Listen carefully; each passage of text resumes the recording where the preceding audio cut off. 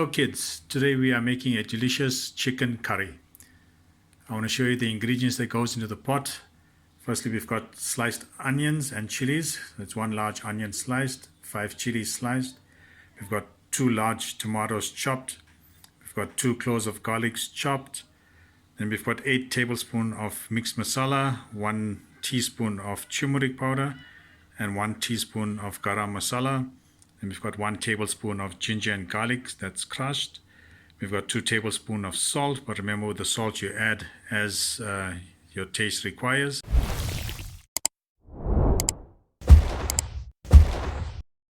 Okay kids, so we first start off by dropping our oil into the pot, put it on high heat to heat up for about 2 to 3 minutes. Remember to monitor the oil, don't let it get too hot or it will start burning. Okay, the oil is now heated up for about 3 minutes. We want to just drop in the onion. You can hear the sizzle, so that means the oil is nice and hot. Just give it a stir. Always be careful, the oil will splash, so make sure you got an apron on and be careful of your face and eyes. Alright, so now what we do is we braise this onion for about 2 minutes or so until it's soft. Remember to continuously stir it so it does not burn. So let's just leave this here to cook in for about 2 minutes.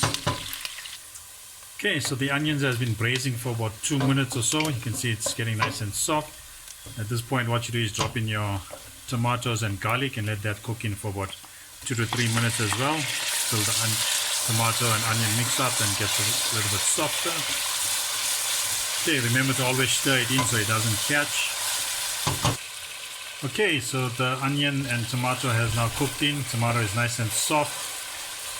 So this is about just over 2 minutes of cooking. At this point you drop in all your spices and then you just give it a nice good mix. Roast it up a bit.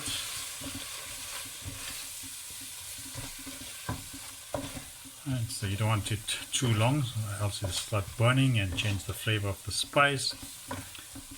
And so once this has mixed through, drop in about 1 cup of boiled water, and then you just give that a nice stir up.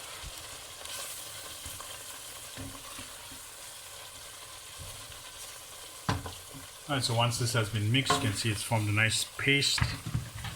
And at this point, what you want to do is drop in your chicken.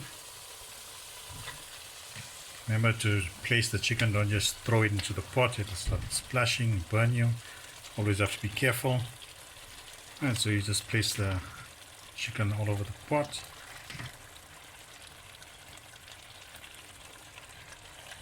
Okay, once that's done, then you just give it a nice stir up so the chicken mixes with all the spices.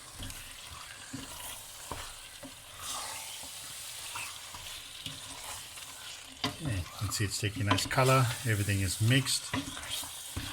Then what you want to do is you want to leave this to cook for about 5 minutes or so, but remember to continuously stir it so it doesn't catch.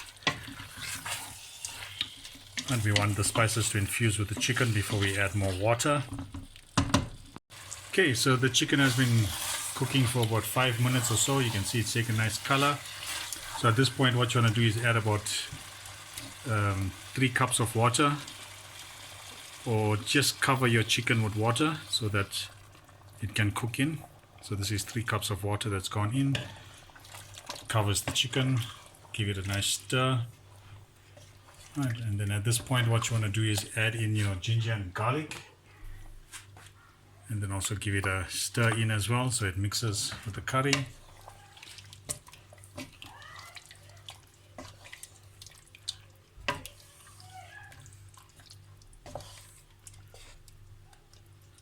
Okay, so what you want to do is let this cook for about another 5 minutes or so. Then we add the salt and check the water level, and then we can let it cook through. Okay, so the curry has now been cooking for about 5 minutes. You can see the water level is still good. At this point what you want to do is add in about 1.5 tablespoons of salt into the curry. Give it a nice stir, mix it up well. And then you want this to cook on high heat for about another 15 minutes. Then we check the water level to see if we need to top up or if it's still fine. Always remember the water level must be above the meat. You don't want too much of water, we just want to cover it. So now we're going to let this cook for about 15 minutes. Remember to stir it every few minutes so that it doesn't catch anything. Okay, so now that we got the curry going, you put the potatoes onto the stove, let it boil up for about 20 minutes or so. Remember to check it so that it doesn't overcook and break. So what you want to also do is add in about half a tablespoon of salt. While this is boiling up, just remember to stir it. Always make sure the water level is above the potatoes so that it cooks evenly. So we just leave this now to cook for about 20 minutes. Okay, so the curry has now been cooking for 15 minutes. You can see the water level is still good above the chicken. So at this point what you want to do is just add a little bit of the coriander so that it cooks in the flavor into the curry. Just give it a stir. Then what you do is drop the heat level down to a medium heat and let that cook for about 30 minutes or so. But remember to continuously check the chicken and the water level.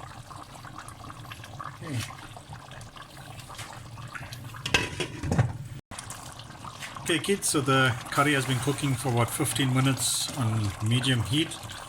As you can see, the water level is starting to reduce. So at this point what you want to do is just do a top up. So you can add in about 200 ml water, which is about 1 cup. You can see you just bring it back over to the level that you want it to be, just over the meat. Just make sure that it covers the meat. Okay, and let this cook for the remaining 15 minutes. Remember to always check on it every now and again to make sure it's not catching.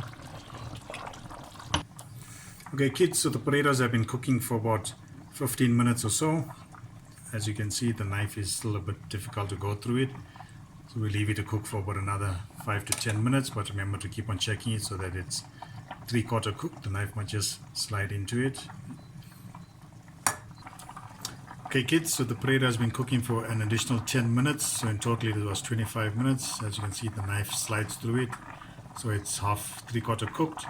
So what you want to do is just drain it and keep it aside. Okay kids, the curry has been cooking for about 25 minutes now in total. As you can see, the water level is also reducing.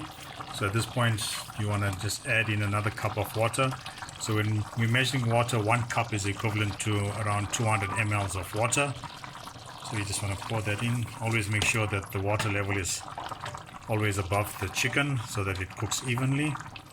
Just give that a stir in. Let it cook for the remaining 5 minutes. Okay kids, so the curry has now been cooking for 30 minutes. You can see the water level is still fine, just above the chicken.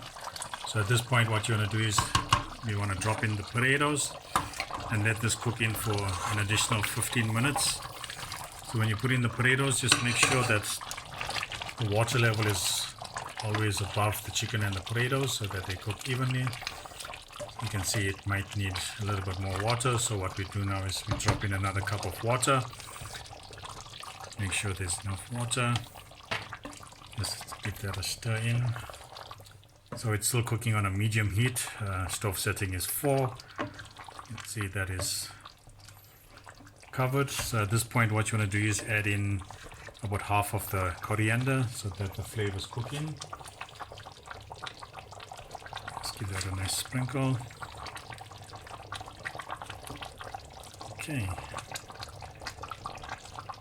And leave this to cook in for about 15 minutes. Remember to check it. So, and at this point when you're stirring, make sure you stir gently so you don't break the potatoes.